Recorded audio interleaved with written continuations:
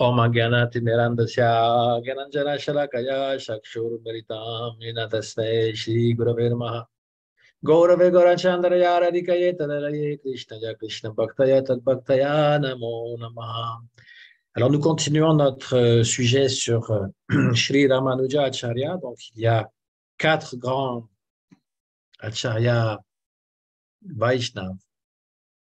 Ramanuja Acharya, Nimbarka Acharya, Madhvacharya, Vishnu Swami, qui représentent donc les quatre aspects complémentaires de la voie de la Bhakti et que Chaitanya Mahaprabhu, il a pris un petit peu de chacune de ces voies pour faire comme quelque chose, un ensemble nouveau, on va dire, une compréhension nouvelle. Et c'est intéressant de voir le cheminement de la pensée. Alors, c'est plus qu'un cheminement de la pensée parce que certains, des fois, vont dire que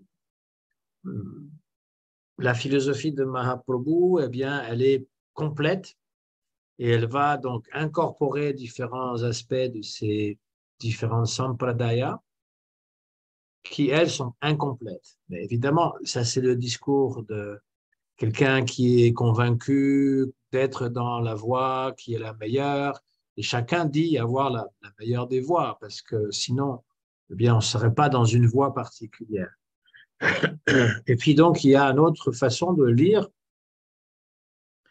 cette façon de faire, et c'est ce que Srila Narayan Maharaj faisait quelquefois, en disant qu'il s'agit d'une voie, de notre voie, que ma voie n'est pas nécessairement celle de l'autre, à savoir que si je veux adorer Radha Krishna parce que c'est ce que Chaitanya Mahaprabhu est venu donner, que je reconnais en Chaitanya Mahaprabhu, mon Ishta Devata, et que le gourou que j'ai, c'est vraiment le gourou pour l'éternité, eh bien, je vais suivre cette voie. Je ne vais pas suivre Ramanujacharya, Madhvacharya, je les respecte, mais ce n'est pas ma voie. Et donc, pour ceux qui sont dans la Ramanuja Sampradaya, eh bien, ils ont le même sentiment que notre voie n'est pas la leur et qu'ils sont tout à fait satisfaits avec ce qu'ils font. En fait, c'est ça l'idée. Chacun doit trouver un certain refuge. Et vous savez, ça m'a toujours frappé cette idée que lorsque Jésus, pour revenir à Jésus, il a choisi ses premiers disciples, c'est lui-même qui les a choisis. Il va même le confirmer après, moi je vous ai choisis. Il leur a pas demandé ce qu'ils pensaient, il les a vus, il a dit suis-moi. Et ils ont tout abandonné, ils l'ont suivi. Eh bien, moi, j'ai eu toujours cette impression, en fait, avec Srila Prabhupada et tous les acharyas de notre lignée. Ce sont eux qui m'ont choisi. Je n'étais même pas en recherche d'un gourou à l'époque. Moi, je n'étais pas en recherche d'un gourou quand j'ai rencontré Prabhupada ou le mouvement de Prabhupada et Gurudev, Srila Narayan Maharaj, c'est pareil. Je n'étais pas à la recherche d'un gourou. Et j'ai l'impression que ce sont eux qui sont venus vers moi. Bon, je peux dire la même chose de Jésus dans ma vie. C'est plus lui qui est venu vers moi que moi vers lui. Et ça, c'est spécial, c'est-à-dire que j'ai l'impression que, il y a quelque chose qui s'est déjà fait dans la vie passée. Ça ne veut pas dire quelque chose d'extraordinaire. Ça peut simplement vouloir dire que j'ai rencontré, croisé un Mahabhagavat et que ça a fait une impression dans mon cœur. Je ne le sais pas parce que je n'ai pas cette pleine réalisation. Mais disons que c'est quand même particulier parce que je me suis questionné dans ma vie à savoir la voie spirituelle, c'est si je l'ai recherchée, c'était plus une recherche impersonnelle au départ. Une attirance pour l'Orient et une attirance pour la méditation et pour des choses plus ou moins personnelles, mais très vite, en voyant les représentations des divinités indiennes, ça m'a tout de suite attiré. Et après, Krishna, très rapidement. Mais là, je vais fermer cette parenthèse-là parce qu'on n'est pas là pour parler de moi, mais des grands acharyas. Donc, juste pour dire, pour rappeler le Ramanujacharya, donc, est la réincarnation ou la manifestation de Lakshman ou encore de Balaram, Ananta Shesh, donc une grande personnalité. Et nous avons vu comment il va satisfaire les désirs de son gourou qui ne l'a pas initié personnellement, puisque lorsqu'il a rencontré son gourou, qui est Yamuna Acharya, celui-ci venait juste de mourir et il l'instruit alors qu'il est déjà mort avec ses doigts. Tout comme Gurudev, il pouvait nous instruire juste en nous regardant, sans rien dire. Enfin, pour moi, je peux parler, c'est arrivé souvent qu'il m'a donné des instructions que j'ai comprises. C'est pas juste que, voilà, je les ai comprises juste par son regard. C'était même pas la peine de confirmer. Parce qu'avec Gurudev, c'était toujours comme ça. Il disait des choses qu'on pensait, il répondait à nos pensées. Et quand on voulait préciser, il dit, mais j'ai déjà répondu à ça. Et une fois, j'avais des doutes, et je les avais exprimés à Shyamarani, qui est ma grande sœur, on va dire.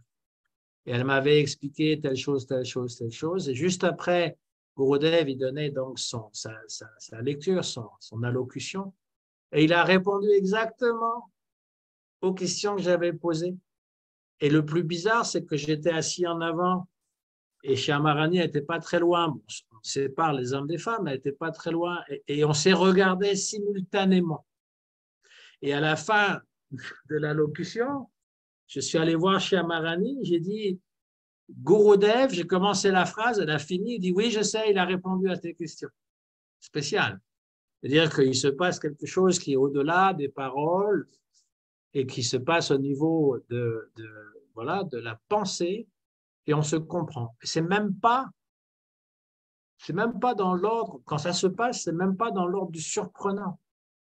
Ça fait partie, on a compris, voilà. Et donc, il pouvait donner ses instructions par les yeux, tout de la même façon que Yamuna Acharya, il a enseigné son disciple alors il avait quitté son corps avec ses doigts, et qu'à chaque fois que Ramanuja Acharya faisait un vœu, il y avait un doigt, non, ils étaient fermés comme ça, et ils s'ouvraient. Voilà. Et donc, il a pris voilà, il a pris donc l'idée de prendre sannyas, et donc il va prendre sannyas. Là encore, c'est assez particulier, il prend sannyas de lui-même. Parce qu'il n'y a pas de photo à l'époque, peut-être qu'il y avait un dessin de Yamuna Acharya, il a mis ça, il a fait le feu du sacrifice, il s'est donné lui-même sannyas comme si c'était Yamuna qui lui donnait. Avant ça, parce qu'il y a une histoire avant, il avait démontré déjà l'importance du Vaishnav plus important que le statut social, parce que quand il était à Kanchipuram, dans sa ville, eh bien, il avait rencontré un grand Mahatma, une grande dame qui s'appelle Mahapurna, et il lui avait lavé les pieds comme signe d'honneur. Alors, en Inde, c'est un signe honorifique, puisque les gens marchent dans la poussière, souvent pieds nus ou en sandales, on a les pieds couverts de poussière, et donc une marque, quand on est un hôte dans une maison distinguée, c'est de se faire laver les pieds. En général, c'est un serviteur qui fait ça, mais au niveau de la spiritualité, c'est le signe qu'on est disciple. C'est le disciple qui va laver les pieds de son maître. Alors, on a aussi l'histoire de Jésus, justement, pour faire un parallèle. C'est lui qui lave les pieds de ses disciples. Et Pierre lui dit, non, je ne veux pas que ce soit toi qui me lave les pieds, c'est moi qui devrais te laver les pieds. Et il lui dit, si je ne le fais pas, tu ne pourras pas être purifié. Et donc, il lui dit, ce n'est pas juste les pieds, le corps en entier. Voilà. Mais disons que laver les pieds, c'est un signe d'humilité, c'est un signe de reconnaissance que la personne est plus élevée que soi. Alors, une femme n'est pas comment dire, indiquée pour laver les pieds d'un homme. Il faut pas confondre les choses. Pas parce qu'elle ne peut pas le faire, elle peut laver les pieds d'une autre femme qu'elle considère supérieure. Il y a certaines étiquettes qui font que il faut pas, il faut faire attention à certaines choses que l'on fait. Toujours est-il que ce Prabhu, il est choqué que Ramanujacharya, qui est né d'une famille de brahmanas, un lettré, quelqu'un qui est très érudit, qui connaît le sanskrit, voilà, qui connaît les rituels, lui lave les pieds, lui, qui était issu d'une classe inférieure. Je ne sais pas s'il était Shudra, mais il n'était pas de la même classe, et donc c'est important, hein, ces idées de... Il y a encore des brahmanas aujourd'hui qui pensent que ceux qui ne sont pas de la même classe qu'eux, je préfère le mot classe que caste, parce que le mot caste, en fait, ça a été inventé par les Portugais pour désigner un petit peu ces différences sociales dans la société indienne. Mais classe, c'est plus juste, c'est-à-dire qu'il y a une classe sacerdotale, une classe guerrière, une classe de marchands, une classe de commerçants.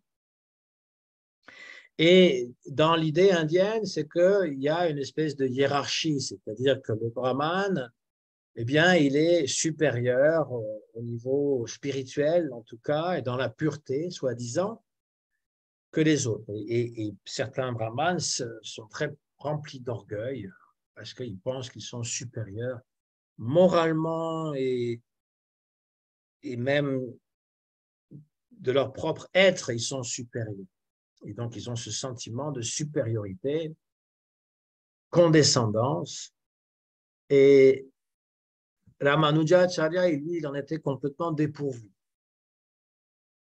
Et il explique à ce Prabhu qui est choqué de voir qu'on lui lave les pieds, qu'un brahman lui lave les pieds, en lui disant un Vaishnav est supérieur à toutes sortes de brahmanes. Là encore, ça rejoint un peu Jésus, parce qu'en fait, Jésus, la bhakti, c'est très proche lorsqu'il disait que aux pharisiens et tous les docteurs de la loi, que c'est pas le rituel, c'est pas tous ces détails qui sont importants. Ce qui est important, c'est d'avoir une vraie dévotion. Il y a l'exemple de la vieille veuve qui donne juste quelques sous dans le tronc du temple, alors que les autres qui sont très remplis d'argent et d'orgueil donnent des sommes faramineuses. Et Jésus dit, cette femme a plus de valeur que tous les autres parce qu'elle a donné tout ce qu'elle avait. Elle a très peu, elle l'a donné. Et puis il y a l'exemple aussi d'un pharisien qui est en train de prier à côté d'un collecteur d'impôts et il est en train de penser, il est en train de prier même, Dieu merci, je ne suis pas comme ce collecteur d'impôts, je suis quelqu'un de noble, quelqu'un de plus important. Et le collecteur d'impôts qui est juste à côté de lui, il est en train de dire, malheur à moi, je suis un infidèle, je suis quelqu'un de pas bon, si je pouvais être au moins comme cette personne qui est juste à côté de moi. Et donc, finalement, la personne qui est réellement sainte et dévouée, c'est celle qui est humble et qui accepte sa condition et pas celle qui est fière d'elle-même. On a les mêmes exemples dans l'histoire de Ramanujacharya, c'est ponctué en fait de récits qui sont un peu de la même veine, mais on est dans la bhakti. Là, c'est la bhakti médiévale, le XIIe siècle. Et donc, il va demander même d'être initié. Hein, ce n'est pas le cordon sacré qui fait la sainteté, mais c'est celui qui est dévoué envers Dieu. Voilà ce qu'il lui répondra. Et il va lui demander même l'initiation. Mais celui-ci, donc, va dire, non, je ne peux pas t'initier.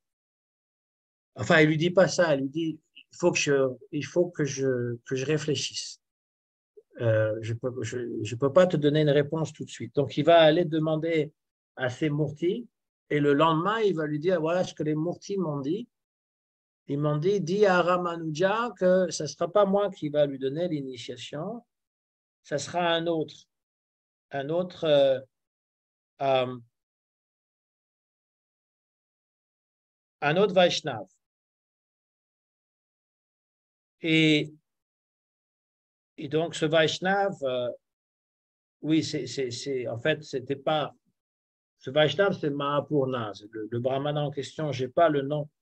Il a demandé à ce brahmana qui lui a dit, voilà, on m'a dit que c'est pas moi qui t'initierai, ce sera Mahapurna. Donc il va le voir et il va se faire initier, il va recevoir donc les marques d'un Vaishnav.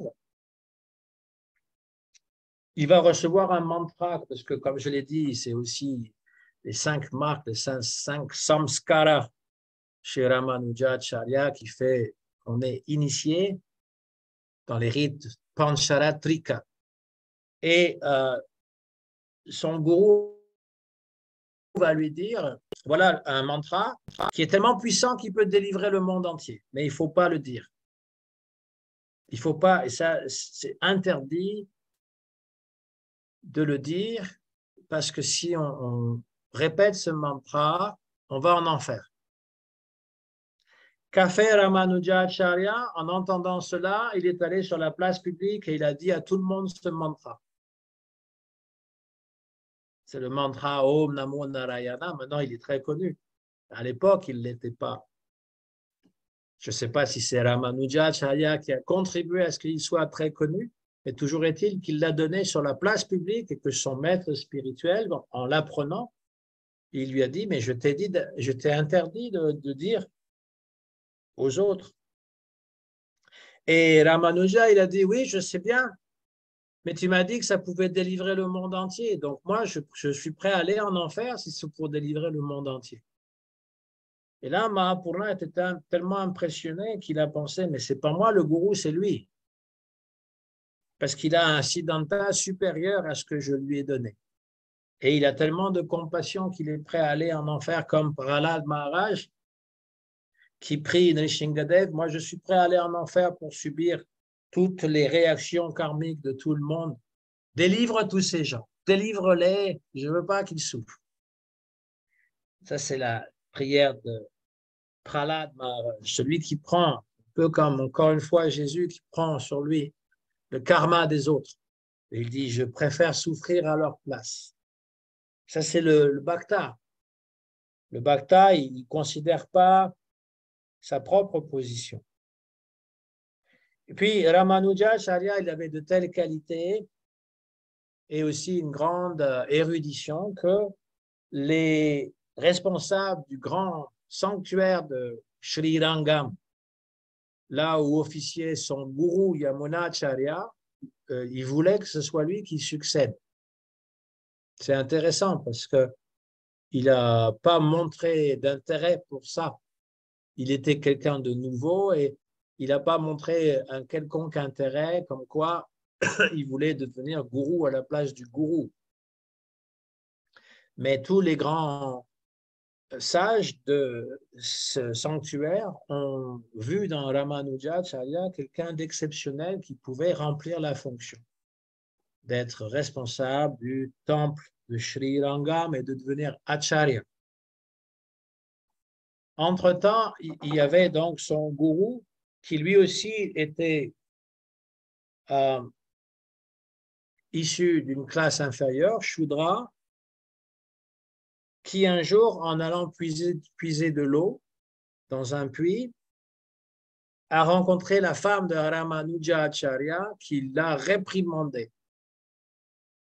Elle lui a dit, tu m'as touché, toi tu es une femme de basse condition, tu m'as touché, moi une femme de Brahman, tu m'as contaminé. Et là, maintenant, il faut que je me purifie, que je prenne beaucoup de temps pour me purifier. C'est la mentalité. Hein. Encore certaines personnes qui pensent comme ça, qu'ils sont tellement purs que les autres ne sont pas. Alors, on peut penser aussi, par rapport à l'intelligence, on peut penser, mon Dieu, que les gens sont bêtes. Moi, je suis quelqu'un de tellement plus intelligent. Bon, le penser, c'est une chose. Le dire, c'est autre chose. Le dire, ça veut dire vraiment qu'on a du dédain pour les personnes. Et donc, la femme de Ramanujacharya, elle insulte la femme du gourou de Ramanujacharya. Et du coup, Mahapurna, il va quitter la ville. Il va se sentir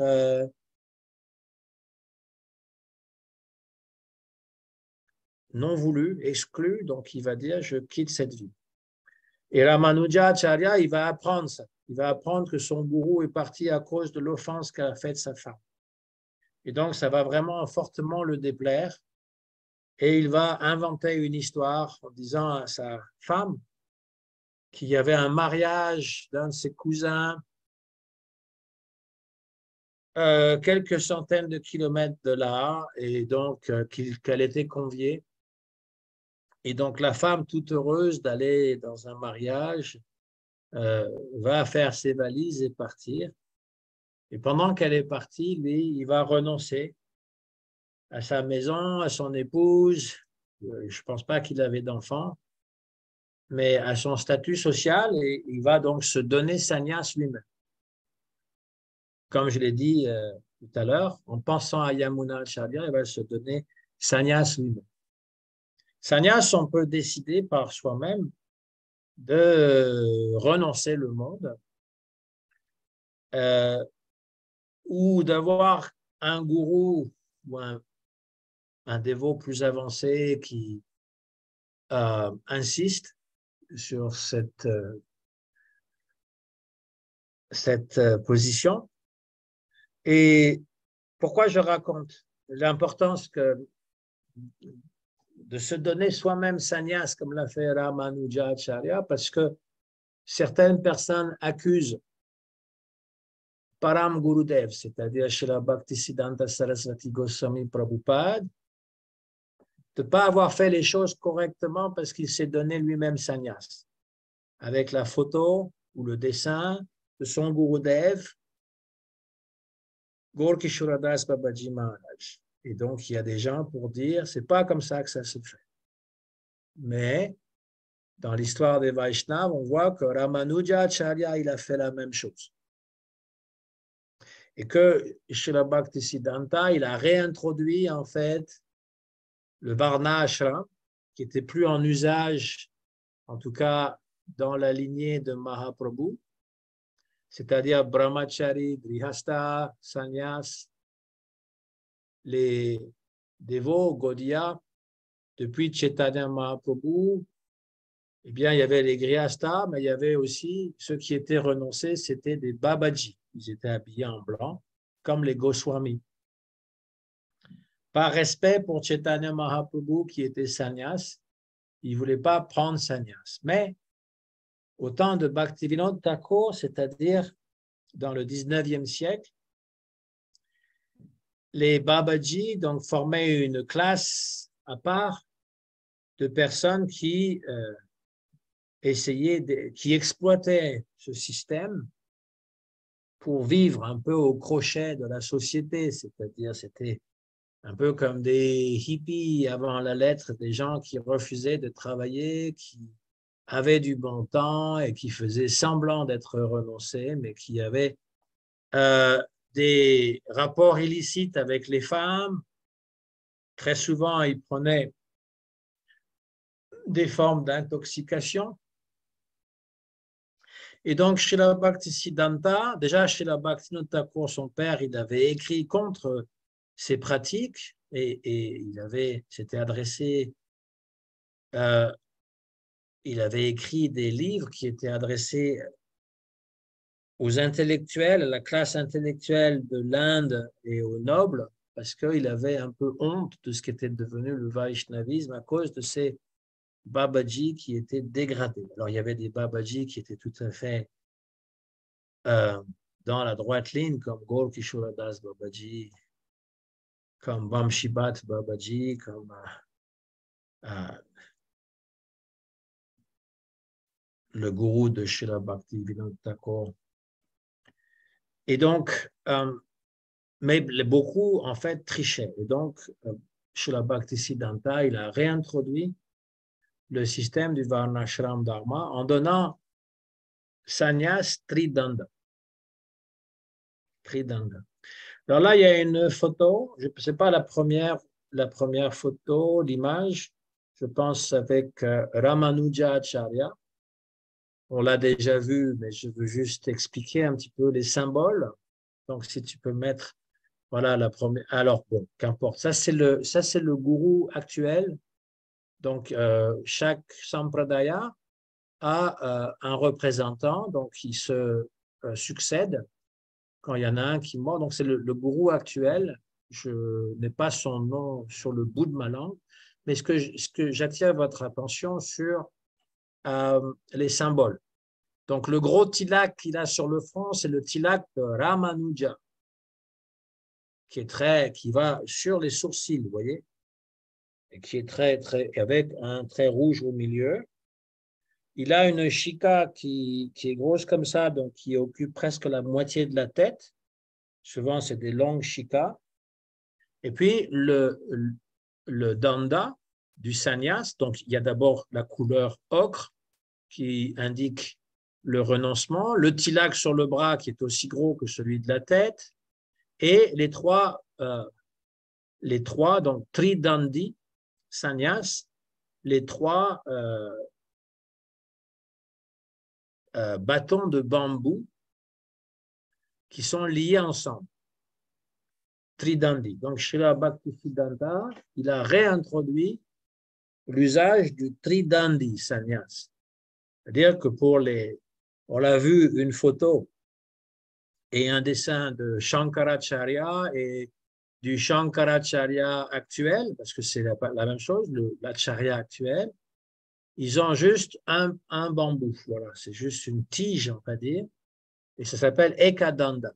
Et ce Ekadanda, eh bien, Chaitanya Mahaprabhu a accepté ce Ekadanda. Et Nityananda l'a brisé en trois, clac, clac, clac, pour indiquer que ce n'est pas Ekadanda, ça doit être Tridanda. Qu'est-ce que ça veut dire? Que nous sommes prêts à servir Vishnu avec le corps, le mental et la parole. Donc, Tridandi, dans notre sampradaya, dans notre lignée de Chaitanya Mahaprabhu, ceux qui acceptent sannyas, donc un danda, qui a en fait 4 tiges de bambou, pas 3, parce qu'il y a le quatrième qui est le jiva. Et c'est recouvert par du tissu. La pointe est comme ça, c'est comme une hache, on va dire. Et c'est encore recouvert par un autre tissu pour protéger. Alors, vous avez la prochaine image. Il me semble que c'est sur les différentes formes de tilak. Est-ce qu'on reconnaît en fait les Vaishnavas de quel sampradaya ils appartiennent selon les tilaks? Donc, vous avez à gauche Ramanandi, donc ça vient, ça dérive en fait de Ramanujacharya.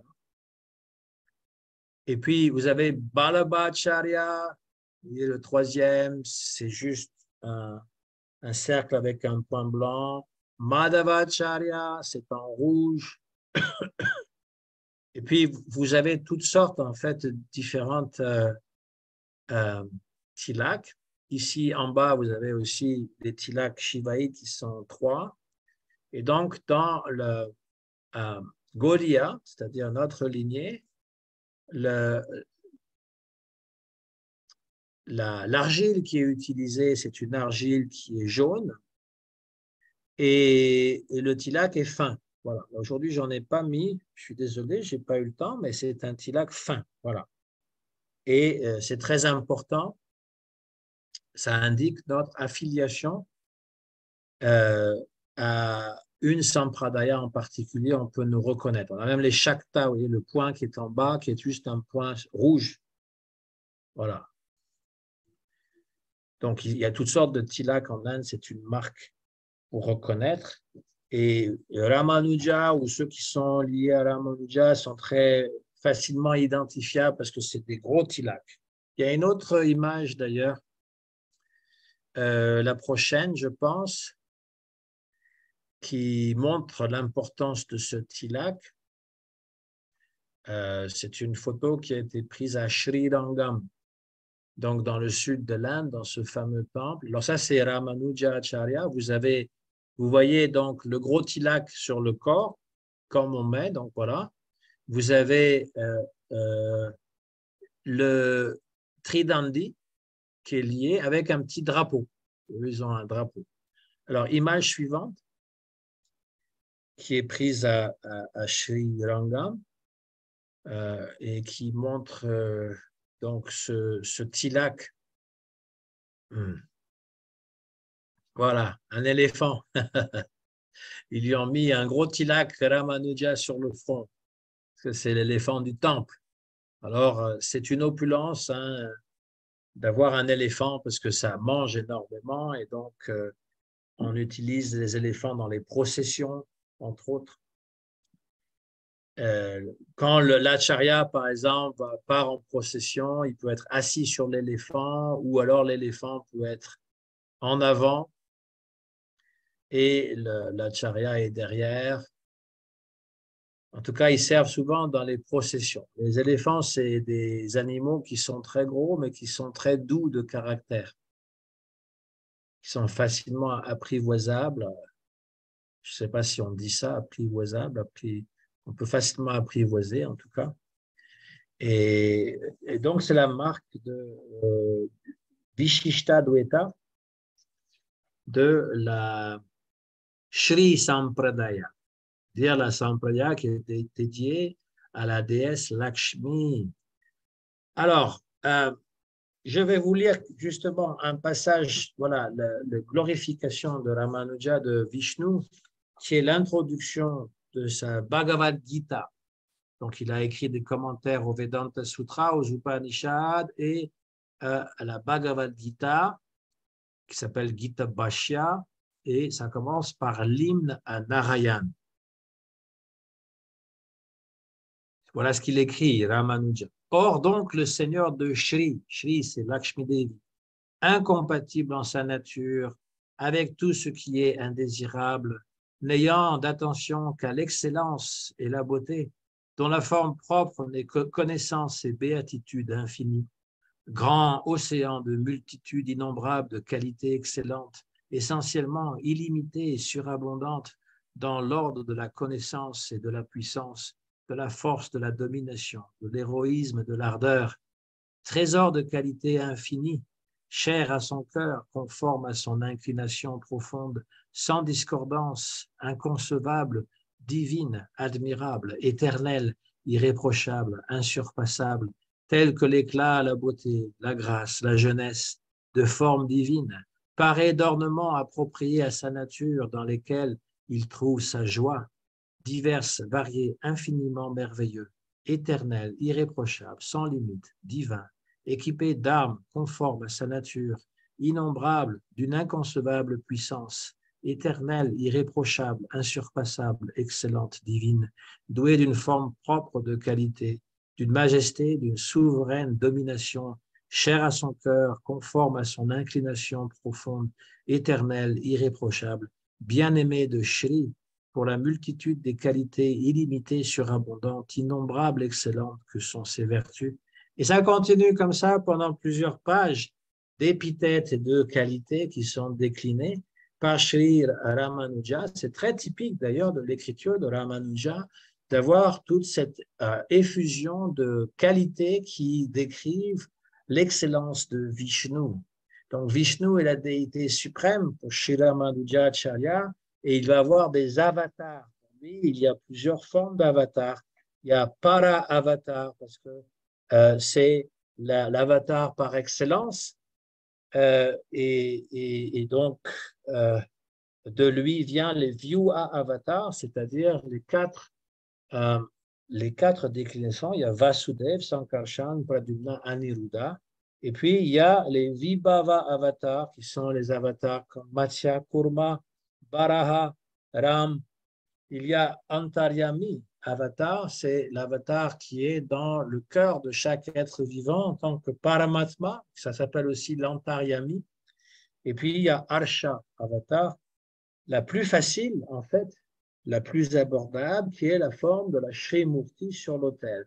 Ça, c'est Arsha, selon les rites Pancharatra.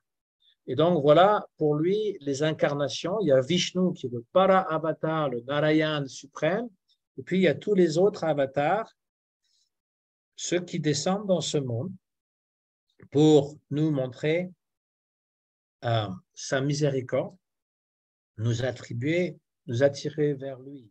L'être suprême a plusieurs noms, Vishnu, Narayan, Vasudev, il est Paradevata, le Seigneur suprême, et puis sa parèdre, sa compagne, Shri ou Lakshmi, est aussi importante que lui. Elle a les mêmes qualités que lui.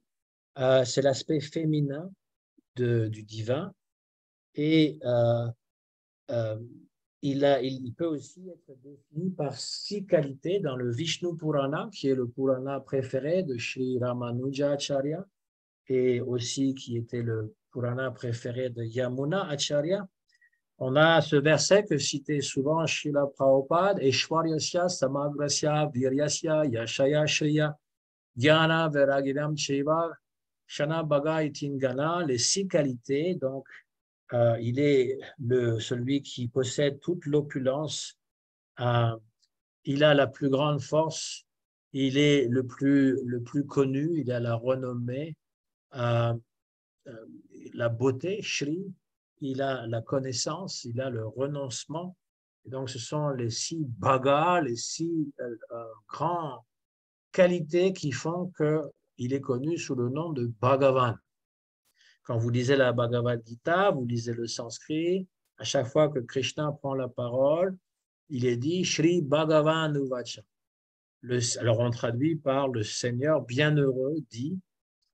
Et la Gita s'appelle Bhagavad Gita, c'est-à-dire le chant de Bhagavat. Bhagavat ou Bhagavan, c'est un des noms de Shri Krishna ou de Vishnu, parce qu'il n'y a pas de différence entre Krishna et Vishnu, sauf que pour Ramanujacharya, c'est Krishna qui est un avatar de Vishnu et pas le contraire. Pour Madhvacharya aussi, c'est la même chose. Rama, Krishna, Rishinga sont des avatars de Vishnu. Vishnu est la divinité suprême qui se manifeste de différentes façons. Et donc, ça, c'est la conception de ce Dieu. Et la bhakti, eh bien, on peut la définir par la tendresse, par l'affection pour le Dieu. Le Dieu qui est lui-même appelé Bhaktavatsala, c'est-à-dire qu'il est affectueux envers ses dévots, comme une vache l'est envers son veau. Elle va lécher le corps de son veau. Et donc, de la même façon, eh bien, Shri Bhagavan, Vishnu, eh bien, il va prendre soin de ses dévots. Donc, aussi dans la tradition de Ramanujacharya, il va promouvoir ce qu'on appelle la sadhana, c'est de suivre son devoir et de s'absorber dans les récits et les souvenirs de Vishnu, les avatars, mais aussi pratiquer ce qu'il appelle le prapati, c'est-à-dire la soumission, se soumettre à Bhagavan afin de bénéficier de sa miséricorde.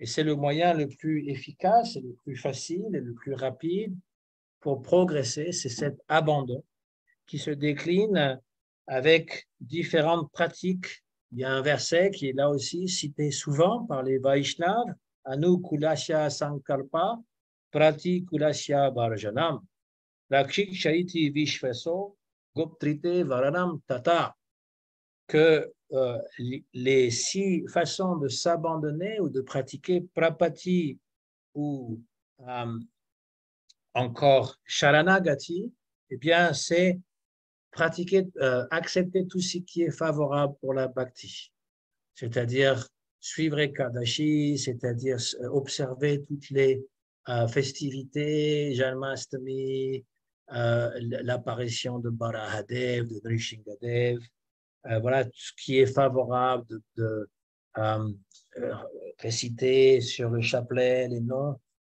Pour nous, c'est les noms de Krishna, pour eux, c'est les noms de Vishnu, ou le nom de Vishnu, Om Namo Narayana.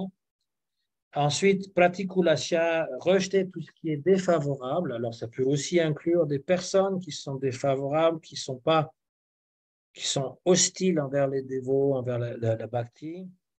Tout ce qui finalement va nous éloigner du Seigneur. Ensuite, eh bien, il y a la conviction que le Seigneur va toujours nous protéger. On n'a pas à avoir peur, il va toujours être là pour nous protéger. Et puis, qu'il s'occupe de nous, qu'il va lui-même trouver les solutions. Non seulement il nous protège, mais il nous donne tout ce dont nous avons besoin. Et c'est souvent ça qui fait le plus défaut d'ailleurs. Dans notre façon de nous abandonner, c'est la confiance qu'on peut avoir que Bhagavan ou le gourou va s'occuper de tout, qu'on n'a rien à faire, qu'on n'a pas à s'inquiéter parce qu'il est là, il est notre soutien. Mais ça fait partie de cet abandon, prapati ou sharanagati. Et puis, eh bien, s'abandonner complètement entre ses mains, avoir une pleine humilité et abandonner tout ce que nous avons entre lui. Ça, c'est le sharanagati complet. Si on pouvait faire ça, on progresserait rapidement, on aurait la miséricorde du Seigneur si on était déjà convaincu qu'on n'a pas à avoir peur de quoi que ce soit parce que eh bien, Bhagavan va toujours nous protéger et que non seulement ça, mais toutes les peurs que nous pouvons avoir face au futur, les manques, que ce soit le manque affectif, que ce soit le manque financier, que ce soit le manque de santé, eh bien, Bhagavan va tout nous donner de ce dont nous avons besoin. Il faut vraiment avoir cette confiance-là. Si on a cet abandon, eh bien, la bhakti va pouvoir fructifier. Parce que tant et aussi longtemps que le mental est dérangé par toutes sortes de choses matérielles, par des frustrations ou par des désirs ou par des regrets ou par des lamentations, quand on se lamente énormément, la bhakti ne peut pas germer. La bhakti, c'est source de joie. Et donc, si on est envahi par les soucis et par la tristesse et par toutes sortes de choses de ce monde, eh bien, la bhakti ne pourra pas germer, elle ne pourra pas pousser. Donc, voilà pour Sri Ramanujacharya. Je voulais dire peut-être deux mots, puisque là, on connaît un tout petit peu moins la vie de Nimbarkacharya. Donc, il y a encore une image, si je ne me trompe pas, la prochaine image. Sinon, je commenterai ce qu'elle est. Mais sinon, c'est celle de Nimbarkacharya. Non, ça c'est Gopal Bhatta. Alors, juste deux mots. Non, ça va, laisse là-dessus. Gopal Bhatta Goswami. Quand Sri Ramanujacharya est allé dans le sud de l'Inde, à Sri Rangam, eh bien, il est resté 4 mois dans la maison de Bankat Bhatta. Et ce Bankat Bhatta, il avait un fils. Il avait un fils, donc c'était Gopal Bhatta, qui était très jeune, qui était un enfant, et il avait un oncle qui s'appelait Prabodhananda. Et Gopal Bhatta va devenir un des Goswamis de Vrindavan. C'est lui qui va apporter tous les granthas, c'est-à-dire les livres dévotionnels qui parlent des règles et des coutumes à suivre.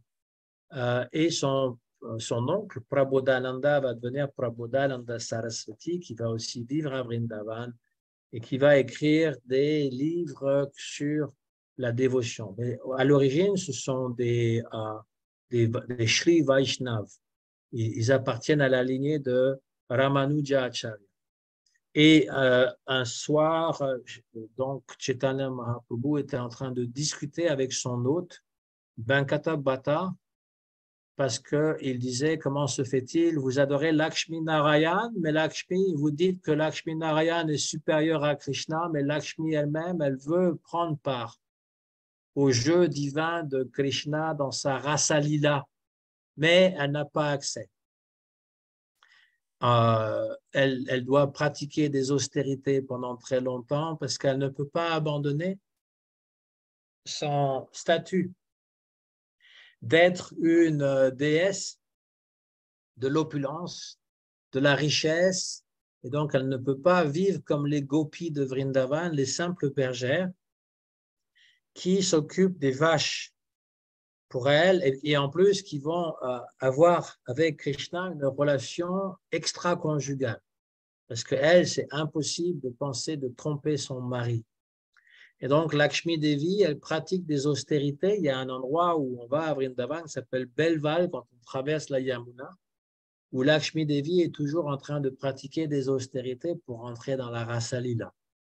Alors, rassurez-vous, si vous avez de la sympathie pour Lakshmi comme moi, j'en ai eu, parce que ça me fait toujours une égratignure au cœur en me disant, mais c'est pas juste qu'elle pratique des austérités comme ça et qu'elle n'est pas écoutée. En fait, grâce à Chaitanya Mahaprabhu, elle a pu avoir accès à ça. Et de toute façon, Krishna la porte sur la forme de 3 poils qui s'appelle Shrivats. Donc, Shri, c'est la déesse Lakshmi.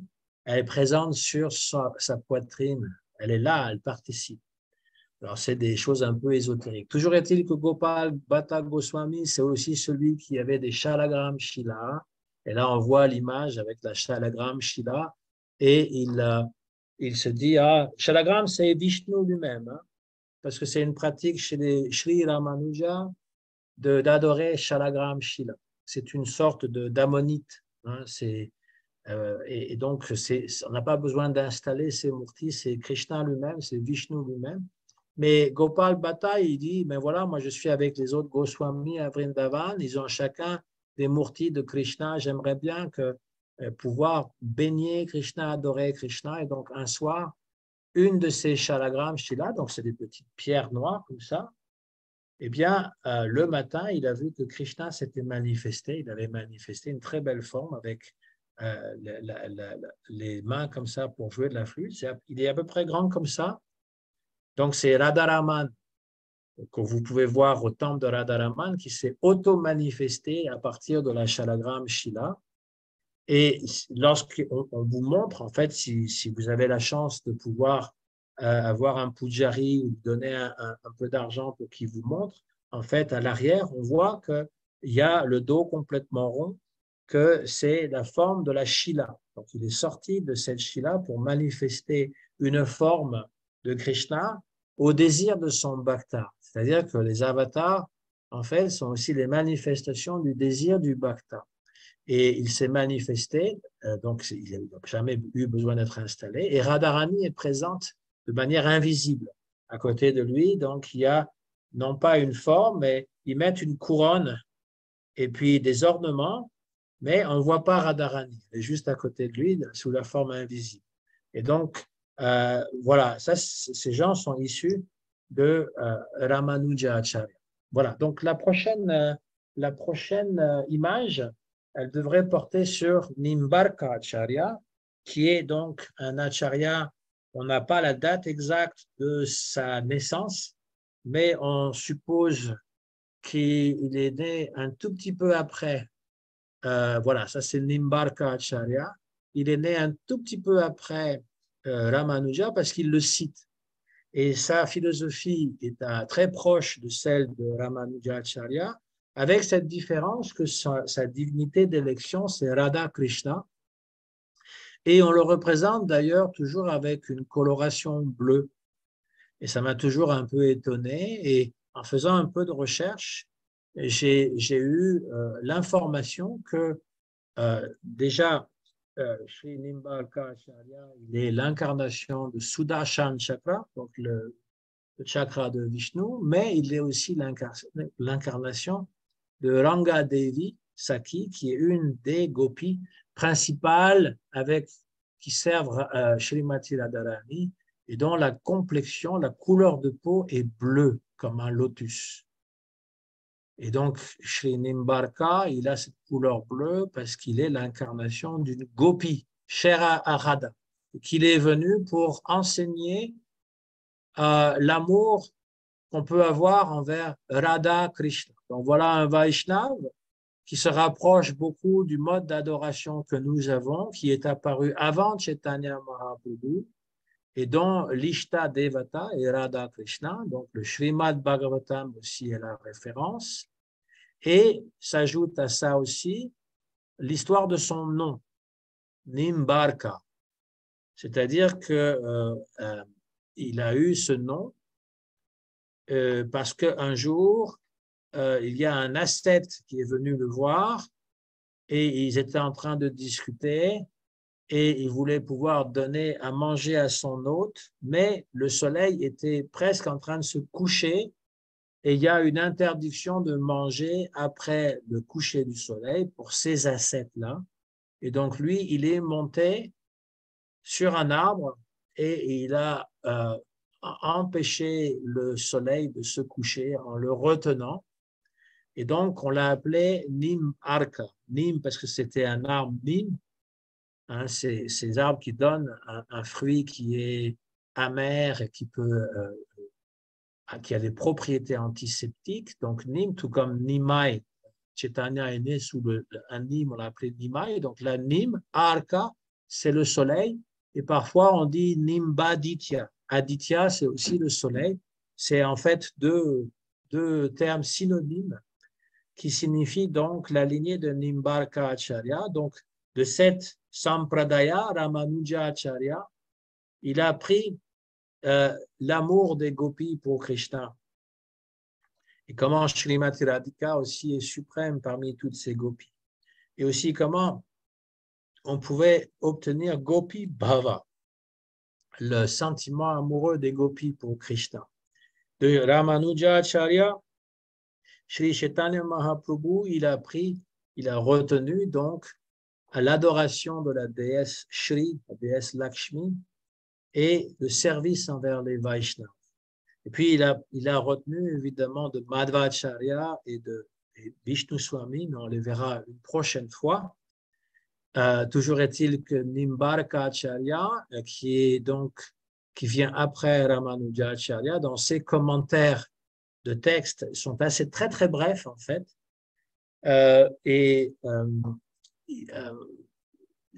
Il suit en fait la logique de Ramanuja Acharya. Ils sont brefs et ils sont expliqués par son disciple, on va dire, Srinivas et aussi Keshava Kashmiri. Keshava Kashmiri est un contemporain de Chaitanya Mahaprabhu. Quand Chaitanya Mahaprabhu vivait à Navadvip, il y a un Digvijay Pandit, c'est-à-dire un pandit qui, on disait, qui a conquis les 6 directions par son érudition. C'était une pratique à l'époque de aller quelque part, de mettre au défi tous les savants dans le domaine qui était le nôtre et d'engager ce qu'on appelle une joute oratoire, c'est-à-dire que je propose un sujet et on va en discuter et celui qui gagne en logique et en science, eh bien, conquiert l'autre, l'idée de conquérir et aura donc une renommée encore plus grande et de l'argent, j'imagine. Et donc, il arrive à Navadvip, qui est connu pour être une ville à l'époque de pandits, de gens qui sont très lettrés dans la grammaire sanscrite. Mais en voyant le pandit qui arrive à Navadvip sur un éléphant avec toute une procession, une fanfare, des cavaliers, etc., parce qu'il était bouffi d'orgueil par rapport à son érudition, tous les lettrés, tous les savants de Navadvip se sont enfermés chez eux de peur de perdre la face parce qu'on dira, ben voilà, il les a tous défaits avec son érudition et donc il se cachait à l'exception de Nimai Pandit, donc Chaitanya Mahaprabhu qui, avant qu'il exerce sa mission, s'appelait Nimai Pandit. Et il était un professeur de grammaire sanscrite et de logique. Et il était donc, on lui a dit à cet autre pandit, le Digvijay Pandit, on lui a dit, ben, va voir Nimai, il va pouvoir répondre à ta requête. Et il est près du Gange avec ses disciples, donc ils sont très jeunes. Et quand le pandit arrive, eh bien, il s'introduit, Nimai dit, ah oui, j'ai entendu parler de toi, donc si tu veux qu'on discute, il n'y a pas de problème. Puisque je sais que tu es un grand poète et un grand érudit, je te demande de glorifier le Gange. Et en l'espace de quelques minutes, le Digvijay Pandit va composer 100 versets en sanskrit. Il va les inventer sur place en glorification du Gange. Chaitanya Mahaprabhu, qui s'appelle Nimai Pandit, va écouter très attentivement et il va même applaudir à la fin en disant c'est vraiment une très très belle poésie que tu viens de faire. Cependant, il y a telle chose que je trouve qui sont bonnes et telle chose que je trouve qui sont moins bonnes. Et il s'est souvenu de tous les 100 versets qu'il a récités très rapidement et il a soulevé des erreurs dans certains versets en disant est-ce que tu peux m'expliquer?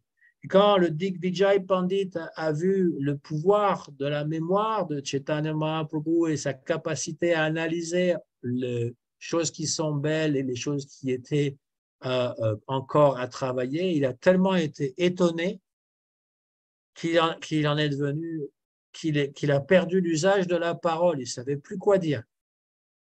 Il était sans voix. Et il n'a rien pu répondre. Et les garçons ont commencé à rire parce que ça voulait dire qu'il avait perdu le débat. Et Chaitanya leur a dit, il n'avait que 16 ans, hein, il leur a dit non, ne riez pas. Et il a expliqué les erreurs, comment les corriger. Et là, le Digvijay Pandit, il est reparti. Il est resté la nuit à Navadvip, mais il est reparti un peu avec la tête basse de honte d'avoir été défait par un adolescent. Et donc, il ne pouvait pas dormir cette nuit-là. Il a prié à la déesse Sarasvati, qui est la déesse du savoir. Et elle lui est apparue, quand il s'est assoupi un tout petit peu, elle lui est apparue, il lui dit, tu n'as pas à te lamenter, parce que la personne qui t'a ainsi défait, c'est nul autre que le Seigneur suprême. Et fort de cette révélation, le lendemain, il est allé voir Chaitanya Mahaprabhu et Mahaprabhu, dans sa miséricorde, lui a manifesté sa forme divine, Shatbhuja, avec 6 bras. Dans 2 bras, il tient les atouts de Ramachandra, dans 2 bras, il tient la flûte de Shri Krishna, dans les 2 derniers bras, les attributs de Chaitanya Mahaprabhu quand il est sannyas, il lui montre cet aspect-là de sa divinité.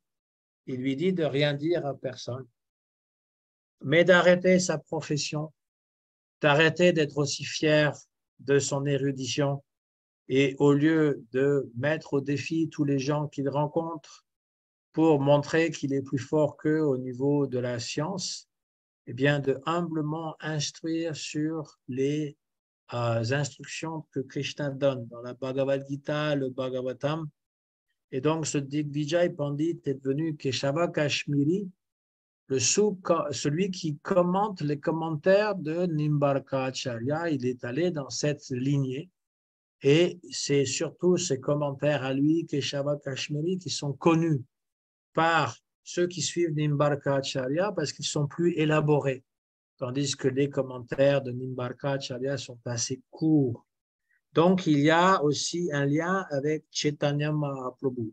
Voilà pour la petite histoire pour Sri Ramanujacharya, la vie et l'œuvre de Sri Ramanujacharya, son style d'écriture aussi, et puis un tout petit peu quelque chose de Nimbarkacharya. Donc, Nimbarkacharya, c'est la lignée des 4 Kumara Sampradaya. Aussi, des fois, on dit la lignée du cygne, parce que c'est Hamsa Avatar qui a enseigné les 4 Kumaras, et les 4 Kumaras ont enseigné après Nimbarkacharya. Jai Shri Krishna. Donc maintenant, si vous avez des commentaires ou des questions, c'est le moment. Allez, bon, ben, écoute, merci. Moi, j'avais la question par rapport au tilak. Le trait rouge, qu'est-ce que c'est au milieu du tilak? Est-ce que c'est quoi? Le trait rouge qu'il y a là dans cette. Ici, Ouais. Lequel? Le point? Oui, non, le trait. là, L'espèce de trait Ah, rouge. le trait rouge qui est au milieu. Oui, celui-là? Je sais. Oui. oui, voilà. Ça, c'est. Oui. Bon, c'est un signe distinctif pour ceux qui portent le tilak de Ramanujacharya.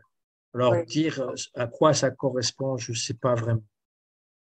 Et, Ok. Parce que vous voyez, tu vois qu'il y en a qui ont le trait jaune à droite, c'est Ouais. un trait jaune au milieu. Parce qu'on J'ai un retrouve. livre qui montre tous les tilaks de Vrindavan, c'est intéressant, qui est encore plus détaillé que ça. Ouais. Et, en fait, c'était plus pour montrer que Shiva, ceux qui suivent Shiva, ils ont les trois traits qui sont comme Ouais. ça, ou parfois ils ont le, le bindu, c'est-à-dire le point rouge, mais que pour les Vaishnavas, c'est toujours ce trait, voilà, Ouais. qui ouvre le nez, parfois qui est très large. Donc, le Ramanuja, c'est très large comme ça. Ça couvre même les sourcils. Et on retrouve le U là et la Ouais, feuille de Tilassi, quoi. Et voilà, c'est ce qui m'intéressait, c'était de savoir le point ou le trait rouge à l'intérieur, qu'est-ce que ça ouais, représente. ouais, Bon, à suivre. oui. Pour Haribol, moi, c'est un signe distinctif. Voilà. Oui, oui, merci beaucoup. Haribol, je voulais demander, dans la succession actuelle de Ramanuja, ils sont principalement vishnouistes ou ils adorent Narayan plutôt ou d'autres formes aussi, Avatar ou des choses comme ça? Oui, ils peuvent adorer d'autres avatars, mais c'est souvent dans les temples de Ramanuja, il y en a un ou deux à Vrindavan. Il y en a un grand qui est pas loin de Govindaji, dans lequel on ne pouvait pas rentrer autrefois, mais maintenant, depuis une dizaine d'années, ils nous laissent rentrer. Et donc, on a tous les avatars qui sont autour et on a Vishnu au centre. D'accord, d'accord, d'accord. Donc, il y a aussi Krishna. Cela dit, ils sont très sympathisants avec Krishna parce que, tu vois, quand Chaitanya Mahaprabhu est en train de discuter avec Bankat Bhatta et sa famille, ils ont admis facilement que Krishna était la forme la plus attirante de Vishnu, la plus fascinante. Donc, ça, ils le savent. Et surtout à Vrindavan, donc, je suis allé dans un de ces temples la dernière fois que je suis allé à Vrindavan et il y avait des livres de Prabhupada et des photos de Prabhupada. Donc, ils sont assez sympathisants, on va dire, à la cause, à notre propre cause. Il n'y a pas de raison. C'est quand même le même Dieu. D'accord. Merci beaucoup, Prakash. Allez, Krishna. Hare Krishna. Voilà. Eh bien, écoutez, Moi, j'ai une question. oui, Est-ce qu'on peut dire qu'on peut remercier la femme des Ramanujacharya pour, avoir, pour qu'il il ait abandonné et qu'il soit voilà, devenu, c'est ça. Pour, ça peut faire partie d'une lila, oui. euh, Mais même Gurudev, il disait qu'on remerciait comme ça. Ah, oui, aussi, ouais. Parce que grâce à comme ça, Krishna, il est venu plus rapidement. ouais. Mm, Il a mm, tellement fait souffrir les gens que Krishna, il est venu plus rapidement. Donc, on peut tout voir de cette façon-là, Ouais. effectivement. mm, Ouais. ouais. Mm. Mm, Mais ça a quand même un enseignement important de faire attention, de ne pas offenser les Vaishnavas. mm. C'est Parce comme que, Jyotila qui est apparu en tant que Ramachandra, je crois, Khan, c'est ça? Ou je sais plus. C'est un lila c'est un disciple de Madhavendra Puri. Je sais pas si c'est Ramachandra. Je sais ah plus oui, comment oui, ça Oui, oui, qui avait insulté, enfin, qui avait réprimandé offensé. Chaitanya Mahaprabhu, c'est ça? Non, qui avait offensé Madhavendra Puri en lui disant qu'il fallait qu'il se Ah oui, oui, il y concentre avait sur un de le. ses disciples qui lui a dit, arrête de te Voilà, lamenter. Oui, oui. Ben, c'est c'est la ça. même personne qui après avait réprimandé Chaitanya Mahaprabhu en disant, Oui, ce voilà, c'est ça. sannyas mange trop de sucre. Voilà, c'est ça. Et c'est une manifestation de Jyotila. Déjà, là, oui. Parce qu'elle critique tout le temps. Oui, oui, c'est vrai, Oui, c'est une voilà, c'est manifestation ça. de Jet. C'est une façon, c'est une façon ingénieuse de voir les choses. Oui, oui, tout à fait. Ouais, Oui. ouais. Ouais. C'est Ouais. ce piquant que peut apporter certaines personnes dans les divertissements, c'est incroyable comme moment. C'est fou. Ouais. Et Hein. c'est aussi la vision des grands Vaishnavas, finalement, de toujours voir du positif. Oui. Mm. Mm. Parce que Ouais. ceux qui étaient avec Mahaprabhu à l'époque, ils étaient vraiment très furieux contre ce sannyasi qui critiquait Mm. Mahaprabhu. Et donc après, ils ont dit, ben, c'était Jatila. Effectivement. Ouais. Ouais.